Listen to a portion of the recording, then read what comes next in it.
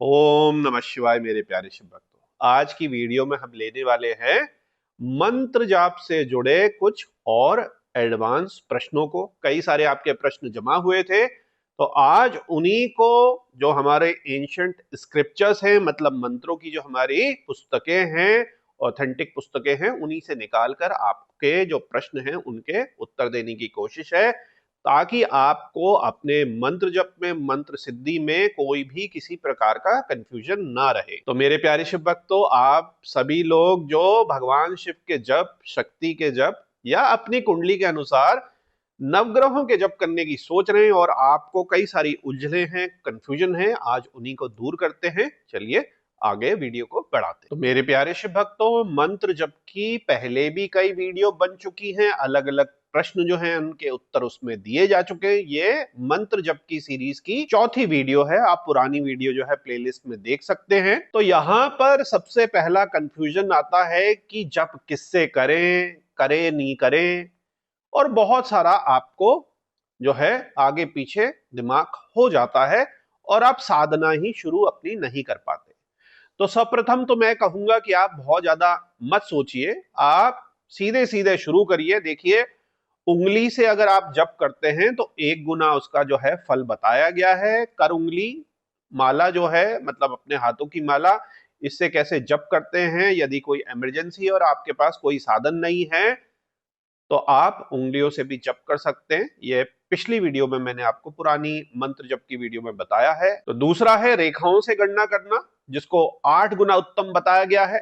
इसको कई तरीके से आप कर सकते हैं कि आपने जो नेचुरल इंक है जिससे हम पूजन करते हैं, जैसे चंदन रोली हमारी होती है, और उसके साथ आप अनार की जो डंडी है उससे आप कर सकते हैं। हाथों से आप आटे के द्वारा, बाकी चीजों के द्वारा भी लाइनें जो हैं बना सकते हैं। रेखाओं की गणना कई प्रकार से करी जाती है। तीसरा, पुत्र जीव जो है उसके बीजों की माला से करना 10 गुना अधिक फल बताया जाता है। चौथा, शंख के मनकों से 100 गुना, मूंगे से 1000 गुना, स्फटिक की मणि से 10,000 गुना, मोतियों की माला से 1,00,000 गुना, पद्माक्ष से 10,00,000 गुना, स्वर्ण मतलब गोल्ड के बने हुए मनकों से 1,00,00,000 गुना, ये ऐसा बताया गया है। कुशा की गांठ से, कुश की जो हमारी गांठ होती है, घास होती है जो, और रुद्राक्ष से गणना करने पर अनंत गुना फल मिलता है। तो इस तरीके से आप अलग अलग कर सकते हैं।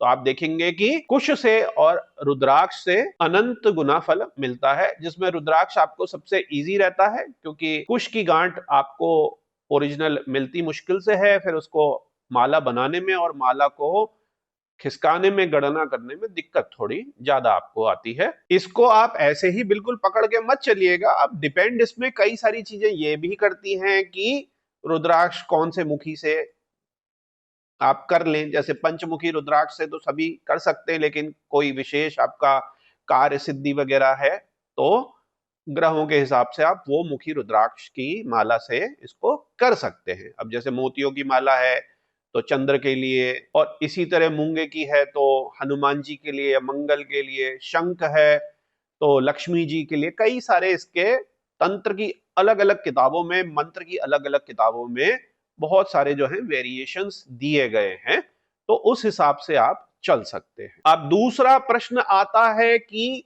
कहां हम करें, कैसा करें। ये सब बेसिक जो है क्वेश्चन एंड आंसर्स हैं। हर एक में जो है कॉन्ट्राडिक्शंस जरूर आपको मिलेंगी, अभी मैं बताता हूं कैसे। तो आसन जो है वो सुखदायक हो। आसन तो आपको लगाना ही लगाना है, मतलब आपको खाली जमीन पर ऐसे नहीं बैठना है, आसन बनाना है। कई प्रकार के आसन हमारे होते हैं, और मौन तथा एकाग्र चित्त होकर पूर्व या उत्तर की तरफ मुख करके मंत्र का जप करना चाहिए। स्पेशली जैसे आप 2 चीजों पे बिल्कुल ध्यान करेंगे। दिशा के साथ साथ, दिशा तो मैंने आपको बता दी, बेसिक दिशा बता दी, लेकिन विशेष कर्मों में जैसे मान लीजिए वशीकरण है, आपका उच्चाटन है, राहु के मंत्र है, तो ये चीजें चेंज भी हो जाती है। दक्षिण की तरफ भी आपको करना पड़ता है, तो ऐसे ही पकड़ के मत चलिए। मेनली, मेजरली उत्तर और पूर्व की तरफ ही हम एकाग्र चित्त होकर मौन को साध कर इसको मंत्र जप को करते हैं। तो दिशा आपको पता चल गई। अब आपको अधिकतर 95% केसेस में, 90% केसेस में पूर्व और जो है उत्तर की तरफ ही आप अपना मुख को करेंगे। अपनी नाक और आंख और मुंह को उस दिशा में करेंगे, पीठ नहीं करेंगे। कई बार आपको कंफ्यूजन होता है। और आपके जो इष्ट हैं, भगवान हैं, वो उत्तर की तरफ आपकी तरफ देखेंगे, मतलब उत्तर और पूर्व की तरफ पीठ होगी और फेस उनका आपकी तरफ होगा। तो कोई भी कंफ्यूजन इस तरीके का आपको नहीं होना चाहिए।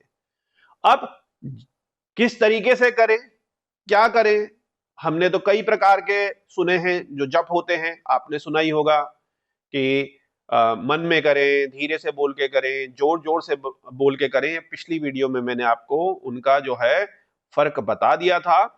यहां पर देखिए, सबसे पहले आप समझिए कि जब आप मंत्र जप करते हैं और पूरा आपने सारी चीजें उसमें कर ली जो मैंने आपको बताई थी, उसके प्रारंभ और अंत में 3-3 प्राणायाम करने चाहिए।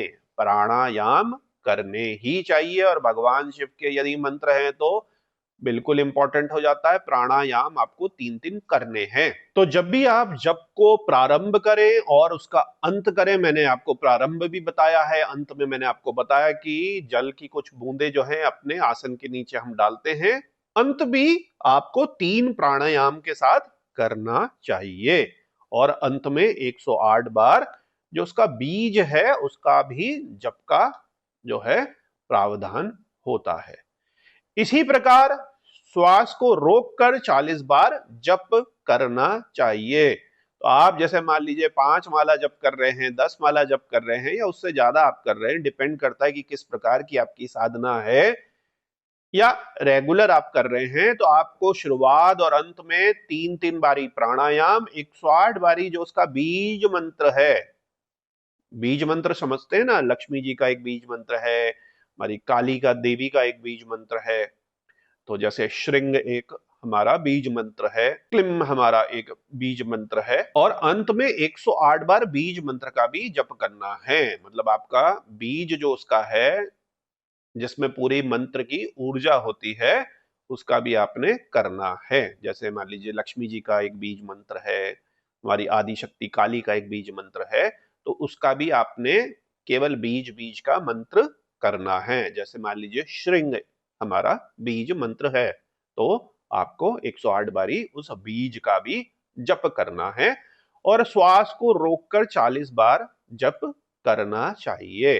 तो श्वास को कैसे हम रोक सकते हैं? 2 तरीके हैं। कुंभक हम लगाएंगे, तो बाह्य कुंभक और अंतर कुंभक, ये दोनों में से किसी भी प्रकार से आप उसको रोक कर सकते हैं। इसलिए प्राणायाम की जो प्रैक्टिस है बहुत ही मस्ट है। जिसको बाह्य कुंभक और अंतर कुंभक का नहीं पता तो वो इंटरनेट में देख ले। तो प्राणायाम इसलिए जरूरी है कि आप, जिन लोगों को उबासी आती है, उदासी आती है, एनर्जी लो है, ध्यान नहीं लगता, मन जो है, चित्त जो है इधर उधर मेंढक की तरह, बंदर की तरह उछलता रहता है, उसको प्राणायाम करके ही जो है बैठना चाहिए।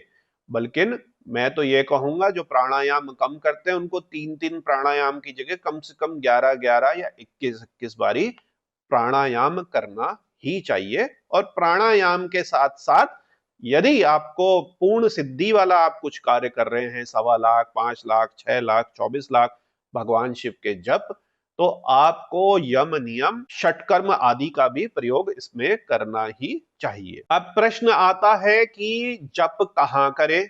तो देखिए, जप कहां करें? घर पर किया गया जप सामान्य फल वाला जानना चाहिए, क्योंकि घर में बहुत सारा आपको पता है नेगेटिविटी, नेगेटिव एनर्जी, ध्यान का भटकना, बहुत सारी चीजें होती हैं और वो स्पिरिचुअली जो है अधिष्ठित और स्पिरिचुअली चार्ज जगह भी नहीं होती। उसके बाद गौशाला में किया गया जप उससे 100 गुना फलदायक होता है। अब आपको गौशाला भी नहीं मिलती, और गौशाला भी गाय की जो है नेचुरल तरीके से जिसको रखा जाए उस तरीके से गौशाला होनी चाहिए। पहले तो बच्चों का जन्म भी गौशाला में ही करवाया जाता था। नदी के तट पर लाख गुना, तो घर पर समझिए 1 गुना, गौशाला में करेंगे तो 100 गुना, नदी के तट पर करेंगे तो लाख गुना। वो भी जो नदियां सारी ही देवी स्वरूप हैं। उनमें से कुछ नदियां आपको पता ही है, कुछ ज्यादा जो है उनका महिमा है, तो अपने हिसाब से आप कर सकते हैं। भगवान शिव के सानिध्य में किया गया अनंत गुना। अब भगवान शिव के पास आप कैसे बैठेंगे? कोई शिव मंदिर है, कोई शिव मंदिर है या शिव गुरु हैं, उनके साथ किया गया जो जप है वो अनंत गुना फलदायक होता है।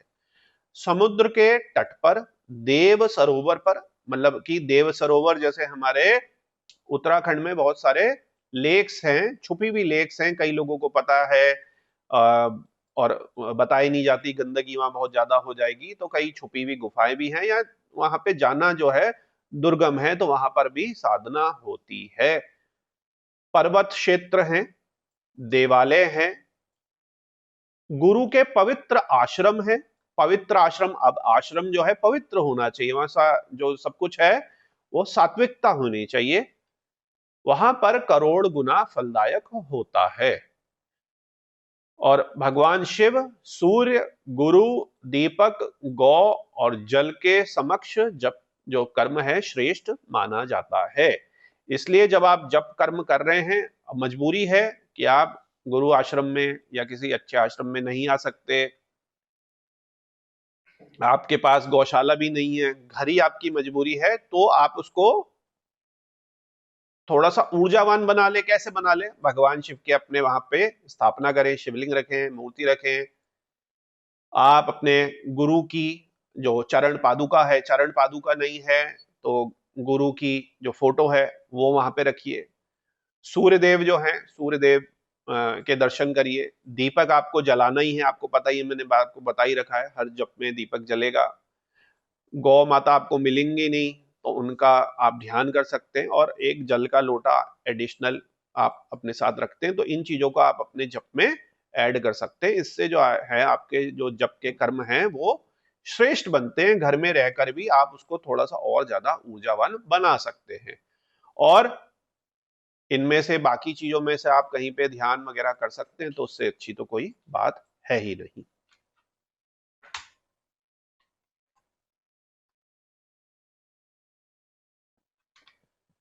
आप देखिए, कई बार क्या होता है कि आप किसी मंदिर में जा रहे हैं, मंदिर में भीड़ बहुत ज्यादा है, आपको पता है कि मंदिर के किनारों में, यूजली किनारों में जो भीड़ भाड़ वाले बहुत ज्यादा मंदिर हैं, वहां पे आपने देखा होगा लोग ऐसे ऐसे करके बैठ के कोनों में जप करते हैं, एक दिन का, एक घंटे का, या कई दिनों का भी करते हैं। इस तरीके का हर तीर्थ क्षेत्र में आप देखते हैं, और अपनी अपनी जपनी ली होती है। जपनी लेने का मतलब है कि आपकी माला को कोई देख ना पाए, उस पर दृष्टि ना पड़ पाए, तो इस तरीके से ये जप चल रहा होता है।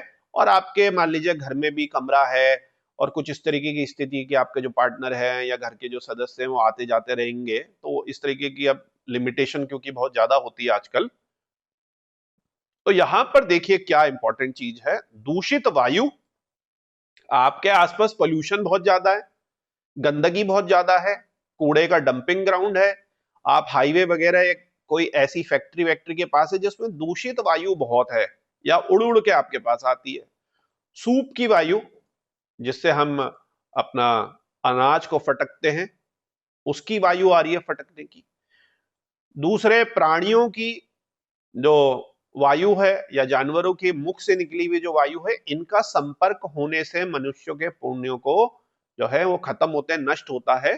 तो इसका अपना लॉजिक भी है। कहाँ प्राणायाम, अंदर तक सांस खींच रहे, पूरे ध्यान में बैठे हैं, और वहां पर आपको ऐसी दूषित रासायनिक या कुछ दूसरे के मुख से निकली हुई वायु जाएगी, और उस समय आपका जो शरीर है पूरा सूक्ष्म ऊर्जाओं को लेने के लिए खुला हुआ है, तो कई सारी नेगेटिव जो तत्व हैं, और इम्यूनिटी भी आप समझ लीजिए, एक तरीके से मॉडर्न तरीके से हम आगे समझाना चाहें, तो उसके आने की संभावनाएं आपको ज्यादा होती है। इसलिए ये चीजें बताई गई हैं कि आप इन चीजों से हैं तो आप बचिए।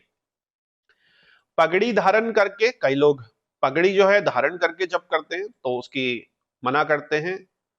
कंचुक पहनकर, मतलब कि जो हमारा ऊपर का एक अंग रखा होता है जैकेट टाइप, बहुत टाइट टाइप का, जिससे आपकी जो चेस्ट एरिया है, मेल है या फीमेल है, बहुत ज्यादा कस जाता है, तो वो पहनकर ना करें। नग्न होकर, अब आप कहेंगे कई लोग तो नग्न होकर ही शमशान में इत्यादि वगैरह में करते हैं, तो देखिए अलग अलग मान्यताएं और अलग अलग पंथ और मत हैं। ये जो हम बात कर रहे हैं ये नॉर्मल बात कर रहे हैं, अधिकांश जो गृहस्थों की हम बात कर रहे हैं, सात्विक वैदिक की हम बात कर रहे हैं। अलग अलग आपको पता है ना, अलग अलग मत हैं, अलग अलग पंथ हैं। तो नग्न होकर आपको नहीं करना है, कपड़े पहनकर ही आपने करना है। केशों को खोलकर आपने नहीं करना, मैल से युक्त होकर आपने नहीं करना है कि ऐसी उठे और बिना नहाए आपने जप कर लिया, शरीर को आपने धोया नहीं।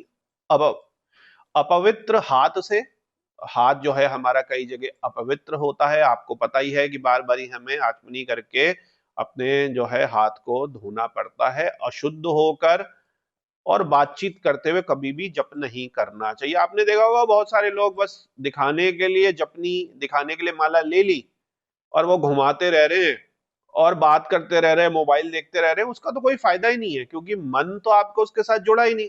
वो तो बस फोटोबाजी के लिए दिखावा है, ऐसा मेरा मानना है। ऐसे करके कभी भी इस प्रकार का सही ढंग का जो है जिसको हम संकल्प लेके साधना सिद्धि के लिए करते हैं, ऐसा जब कभी भी नहीं होता और ना कभी होता था।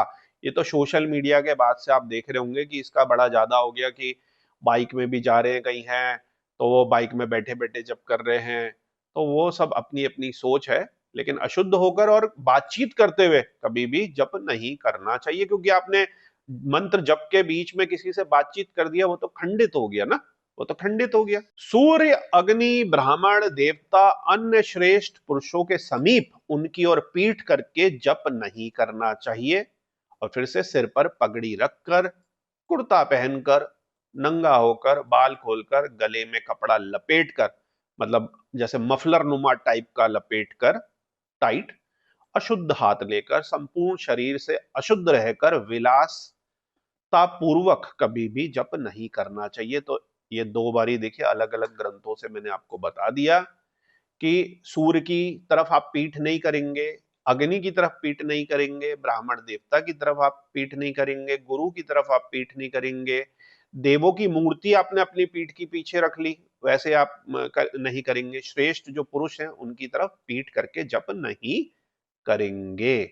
इस तरीके से ये इसमें कुछ पॉइंट है। और जो विलासता पूर्वक जप कभी नहीं करना चाहिए, पसर गए, लेट गए, अजीबी तरीके से आप का दिमाग जो है वो विलासिता में लगा हुआ है, इस प्रकार के जप आपको नहीं करने चाहिए। और उत्तर में अधिकतर जो है जप होते हैं, लेकिन जब हम तंत्र, क्योंकि इतना ज्यादा बड़ा है, हम जब कई ग्रंथों को पढ़ते हैं तो उसमें बहुत सारे कॉम्बिनेशन, बहुत सारे कॉन्ट्राडिक्शन और बहुत सारे जो हैं चीजें अलग अलग आपको मिलती हैं। तो यहाँ पर पूर्व दिशा में करावा जो है वशीकरण के काम में ज्यादा पावरफुल माना जाता है। दक्षिण में जो अभिचार के कर्म हैं जो कि आपको नहीं करने चाहिए, ये क्योंकि तंत्र और तांत्रिक हर प्रकार के होते हैं, तो उस हिसाब से जो मंत्र की किताबें हैं उनमें सब कुछ लिखा है। पश्चिम की तरफ होकर धन, जो धन की प्राप्ति करना चाहता है, उत्तर की तरफ शांतिदायक होता है। तो इस तरीके से दिशाओं का भी आपको बताया गया है। और उसके अलावा कई सारी चीजें डिपेंड करती हैं, जो आपका गुरु कहता है, आपका जो चक्र बनेगा, आपकी जो ग्रह उस समय होंगे, कई सारी चीजें उसमें डिपेंड करती हैं। अब जब करते समय आपको क्रोध, मद, छींकना, थूकना, जमाई लेना, कुत्तों और नीच पुरुषों को देखना वर्जित है। तो इस तरीके से अब आप कर रहे हैं, जब आपको आ रहा है क्रोध, आपको मद है, आपको छींक आ जाएगी, आपको थूक बहुत आ रहा है तो आपने थूक दिया, आपने जमाई ले ली, तो वहां पे अशुद्धि हो गई। तो यहां पर आपको पता है कि आपको आचमन करना है, भगवान शिव पार्वती का स्मरण करना है, ग्रह नक्षत्रों के दर्शन करने हैं, अथवा प्राणायाम कर ले। अब उठ के आप ग्रह नक्षत्रों के दर्शन तो करेंगे नहीं, तो क्या करना आपने, आंखें मूंद कर नवग्रह मंडल का ध्यान करें। एक वर्ताकार मंडल में 9 ग्रहों की जो है कल्पना करी जाती है। केंद्र में सूर्य है, उसके चारों ओर जो है चंद्र, मंगल, बुध, गुरु, शुक्र, शनि और राहु केतु जो हैं वो छाया ग्रह के रूप में होते हैं। और सभी को नमः करके स्मरण करें और भगवान शिव और आदि शक्ति को संयुक्त रूप में देखें। तो इस तरीके से अगर आपको किसी कारण क्रोध आ जाए, आप जब कर रहे थे कहीं से किसी ने चिल्ला दिया, आपके घर ही में चिल्ला दिया, आपको क्रोध आ गया उस समय मन ही मन में, वो गलत है। और भी आपके कुछ जो है गलतियां हो गई, तो यहाँ पर उसका निवारण इस प्रकार से आप करेंगे। अब बिना आसन के सोकर, चलते चलते खड़े होकर जप ना करें। गली में, सड़क पे, अपवित्र स्थान में, अंधेरे में जप ना करें। दोनों पांव फैलाकर, कुकुट आसन में बैठकर, सवारी या खाट पर चढ़कर, चिंता से व्याकुल होकर जप ना करें। यदि शक्ति हो तो इन सभी नियमों का पालन करते हुए जप करें। और आशक्त पुरुष जो है, जिसके पास उतनी शक्ति नहीं रही, मान लीजिए बाल अवस्था में है, शारीरिक रूप से निर्बल हो रखा है, या उम्र उसकी बहुत ज्यादा हो रखी है, तो यथाशक्ति से जप जो है वो करे। इस पे भी कॉन्ट्रडिक्शन क्या है कि नाम जप चलते फिरते आप कर सकते हैं। ये सारी जो चीजें चल रही हैं, ये जो विशेष जप सिद्धि है संकल्प के साथ, पुरुषण की जप सिद्धि है उसके साथ, तंत्र की जो सिद्धि है उसके साथ, उनके लिए ये जो है रूल्स बताए गए हैं। अब ऐसे तो आप कहेंगे कि चलते चलते भी हम जप कर सकते हैं, इससे अच्छा क्या है, और कई पंथों में, कई मतों में करते भी हैं, और नाम जप तो चलते चलते लोग करते भी हैं। तो हम उसकी बात नहीं कर रहे हैं, हम स्पेसिफिक जो है विशेष साधनाओं की बात कर रहे हैं। और इनके पीछे लॉजिक भी है कि चलते चलते बैठकर आपका मन ही नहीं लगेगा, आपका ध्यान कहीं और है, अपवित्र स्थान में, अंधेरे में आपको खतरा हो सकता है। तो इस तरीके से जो है ये कुछ आपको रूल्स हैं। अब यहां पर प्राणायाम की हमारी बात चली थी, जिसको आप जो है प्रयोग में नहीं लाते। तो आज का जो पूरा का पूरा मेजर टॉपिक रहा है वो प्राणायाम ही रहा है।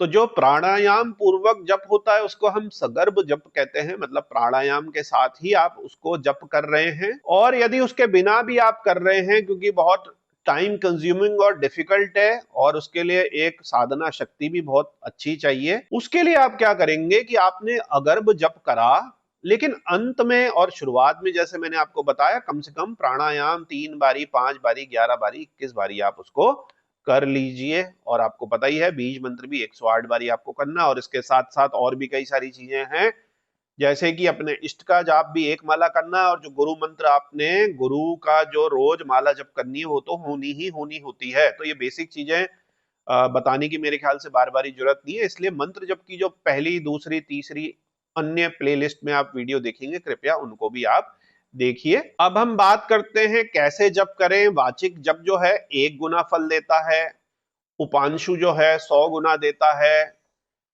मानसिक जप जो है 1000 गुना देता है, और सगर्भ जप जो है उससे 100 गुना ज्यादा जो है फल देता है, मतलब 1000 into 100 टाइम्स, एक तरीके से ये मान लीजिए आप उसको। तो सगर्भ जाप कौन सा है? प्राणायाम के साथ। जो भी आप जप करेंगे प्राणायाम के साथ करेंगे, और उसमें भी बाह्य या आंतरिक कुंभक लगाकर जब आप करेंगे तो काफी आपको टाइम लगेगा, फेफड़ों की शक्ति चाहिए, ध्यान की शक्ति चाहिए। तो इस तरीके से आप जप उसको कर सकते हैं। अब इससे आप कंफ्यूज मत होइए कि चिल्ला चिल्ला के स्टेज में लोग जोर जोर से जप करवा रहे हैं, योगा में करवा रहे हैं। देखिए वो सब चीजें अलग हैं। तो योगा फेस्टिवल, योगा में वो लोगों को जागृति के लिए करवाना पड़ता है, हम लोग भी कराते हैं। ये बात चल रही है सीरियस तंत्र और सिद्धि साधनाओं की, तो उस पे आपको चिल्ला चिल्ला कर नहीं करना है। उपांशु जो है केवल इतना हल्के बोला जाए कि आपके कान पर आपको ही सुनाई दे, एक तरीके से लगभग फुसफुसा के लगभग कि आप ही को सुनाई दे रहा है, दूसरे को ना सुनाई दे। मानसिक केवल माइंड के अंदर, और सगर्भ जो है ये भी माइंड के अंदर होता है, लेकिन इसमें आप प्राणायाम का प्रयोग करते हैं। अब आपको पता ही है कि जो मानसिक जप है वो उत्तम है, उपांशु जो है मध्यम है, और वाचिक जो है वो निम्न कोटि का माना जाता है। और इससे भी जो सुप्रीम है वो बार बार ये बताने की जरूरत नहीं है कि मानसिक में प्राणायाम के द्वारा जो है सगर्भ जाप जो है वो सबसे ही ज्यादा पावरफुल होता है। इसी तरीके से हमारे रुद्र से जो अधिष्ठित है मानसिक जप वो उत्तम कहा गया है, विष्णु जी से अधिष्ठित उपांशु जप मध्यम कहा गया है, जिसमें फुसफुसा के या बहुत ही हल्की आवाज में हम बोल रहे हैं जो लगभग हम ही को सुनाई दे। और जो ब्रह्मा से अधिष्ठित है वाचिक जप वो अधम कहलाता है। तो इस तरीके से यहाँ पे भी आप देखेंगे कि जो मानसिक जप है रुद्र द्वारा जो माने गए हैं वो सबसे उत्तम है। अब जप में किस तरीके से, जप कर्म में उंगलियों का कैसे प्रयोग होना है, ये मैं आपको ऑलरेडी पुरानी वीडियो में बता चुका हूं, ओल्ड वीडियो ये आप देखिए। अंगूठे को मोक्षदायक, तर्जनी को शत्रुनाशक, मध्यमा को धनदायक, और अनामिका को शांति प्रदान करने वाला माना गया है। और छोटी उंगली तो आपको पता ही, कनिष्ठिका, उसका प्रयोग नहीं होता। और तर्जनी को भी आपको मना करा जाता है कि ये ईगो की होती है, बाहर रहनी चाहिए। लेकिन तंत्र इतना विशाल है, जो हमारे कई प्रकार के प्रयोग हैं, जैसे शत्रुनाशक प्रयोग है, इसमें तर्जनी से आप जो है उसको अपने मन के को मूव करते हैं। मध्यमा से धन, जो अनामिका है उससे शांति के लिए जो आपका जप करा जाता है। 108 दानों की माला उत्तम मानी जाती है। 100 दानों की माला उत्तम, 50 दानों की मध्यम, 54 दानों की मनोहारिणी व श्रेष्ठ मानी जाती है। इस तरीके की माला से जप करें कि वो जप किसी को दिखाया ना जाए, मतलब छुपा कर करें, अकेले में करें, कपड़े से ढककर करें या जपनी के अंदर करें। और यह मालाओं में भी कॉन्ट्रडिक्शन आएगी। आप तंत्र की और किताबें देखेंगे, इवन शिव पुराण देखेंगे, तो 20 दानों की मालाओं से भी जप होता है। अलग अलग इसमें हिसाब किताब है, 27 + 1 दानों से भी होता है। यूजली ये बता दिया गया है कि 108, 54, 50, 100 दानों से आप कर सकते हैं। लेकिन तंत्र के अलग अलग प्रयोग के हिसाब से, पूजा के अलग अलग प्रयोग के हिसाब से अन्य जो दाने हैं संख्याओं में, उनके द्वारा भी प्रयोग करा जाता है। जैसा कि मैंने थोड़ी देर पहले आपको बताया, तो जो कनिष्ठिका उंगली है, सबसे छोटी उंगली है, वो जप के फल को नष्ट करने वाली मानी जाती है, तो उसका प्रयोग हमें नहीं करना चाहिए। दूसरी उंगलियों के साथ जो अंगूठा है उसके द्वारा जाप करना चाहिए। बिना अंगूठे के द्वारा किया हुआ जप जो है निष्फल होता है। तो आपने कई नेट में देखे होंगे कि कई लोग कुछ अलग तरीके से हिसाब से उंगलियों को हिला रहे हैं, अंगूठे का प्रयोग नहीं कर रहे। मैं देख रहा था यूट्यूब में कुछ लोगों को, तो ऐसा जो है नहीं करना चाहिए। अंगूठे का प्रयोग बाकी उंगलियों के साथ आपको करना ही करना चाहिए। अब जैसे कि पहले भी बताया कि पैरों को फैलाकर, और अब लास्ट में बात आती है कि आसन लगाकर ही मन में मंत्र का जो है अर्थ का चिंतन करते हुए भली भांति जाप करना चाहिए। रेशमी वस्त्र, व्याग चर्म, अब आपको व्याग चर्म तो मिलेगा नहीं, वाइल्ड लाइफ रूल्स। वस्त्र, रुई, लकड़ी, ताड़, इसका आसन बनाना चाहिए। तो अपना अपना, कई लोग कुशा का आसन भी बना लेते हैं, कई जैसे कॉटन का भी कई लोग बना लेते हैं, क्योंकि अब देश काल परिस्थिति के हिसाब से कई सारी जो है चीजें चेंज हो गई। बेसिकली क्या है कि आपकी जो है अर्थिंग सर्किट जो है वो शॉक प्रूफ होना चाहिए, एक तरीके से आप ये समझ लीजिए। और इसी में आपका बहुत ही सुंदर प्रयोग है, दिक्कत आपको जरूर होगी। हेम्प, जो हमारे भगवान शिव की हेम्प है, मतलब कि जड़ी बूटी है, उसके जो है रेशों से भी बनता है। इसको मतलब भांग कहते हैं, जो हमारी पहाड़ी भांग होती है। तो उसके आसन का भी आप प्रयोग कर सकते हैं, वरना आप रेशमी वस्त्र का, रुई का, और अलग अलग जो है तरीके से अपने आसन को बना सकते हैं।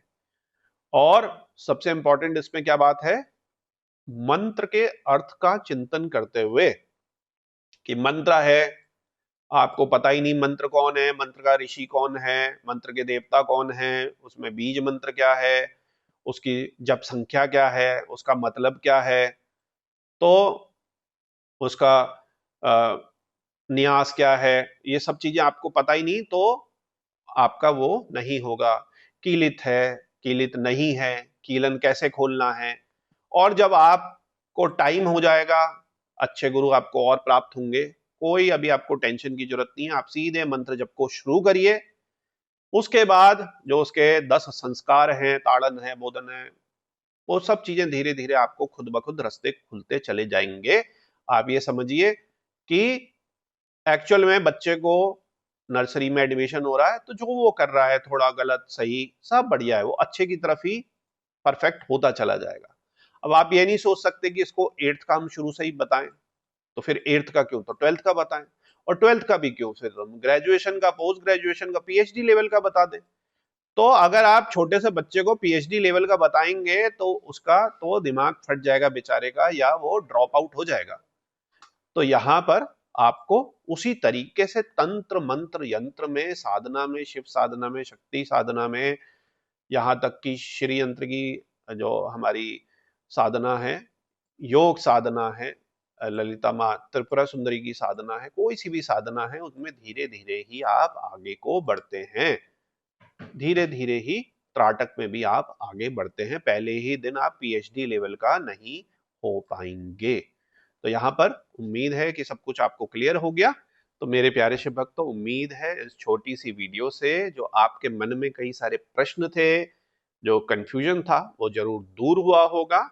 इसी तरह आप अपने जो है मंत्र जप करते रहिए, आगे बढ़ते रहिए और अपनी ध्यान साधना को भी आगे बढ़ाइए। अंत में भोलेनाथ से यही विनती है कि आप पर और आपके परिवार पर कृपा करें। ओम नमः शिवाय।